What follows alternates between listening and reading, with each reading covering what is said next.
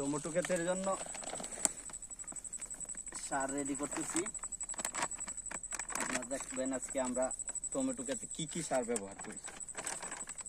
Zip সার কাঠাপ্রতি 5 KG, magnesium কাঠাপ্রতি 1 KG, 2 KG দানাদার বীজ কাঠাপ্রতি 1 কেজি, তারপরে বরিক অ্যাসিড 500 গ্রাম 2 কাঠার জন্য, তারপর সাইফার 1 কেজি,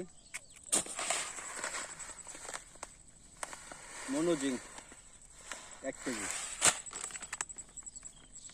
তারপর নেপথালিক অ্যাসিড 2 কাঠার জন্য 2 কেজি। এই পর্যন্ত এটি মিক্সার করার পরে জমিতে দেওয়া হবে।